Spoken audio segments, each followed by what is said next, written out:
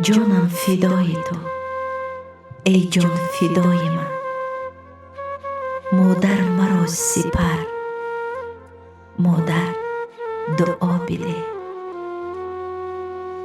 در حقیقت هم اگر درباره مادر هر قدری که حرف زنیم همون قدر کم است، اما بعضا وقت زبانمون لال میگردد و قلممون باشد عاجز.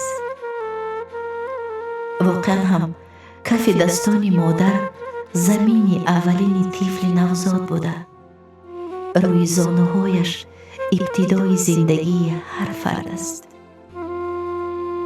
و واقعا هم شخص را میتوان به دولت نامید که او مادر دارد، زیرا مادر دولت و دنیای هر فرد است. گر تو نبودی دنیا نارسا بود، پست و ناسزا بود.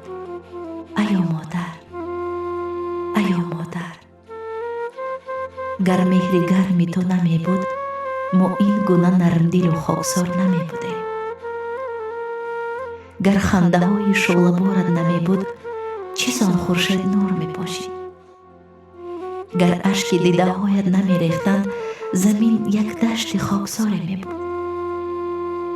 گر یک هیجا نمی گفتی فرزندانی فرزانه کجا داستان ها ایجاد می کردند. پس ببین که هستی تو هستی دنیا است، هستی تو هستی همه ما است و دست دعایی که تو می برداری برای فرزندانت مستجاب می گردد.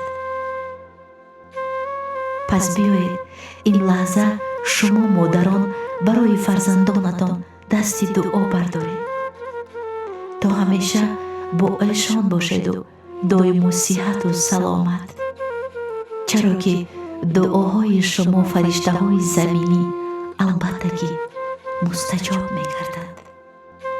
ما فرزندان همه شما را دوست می داریم.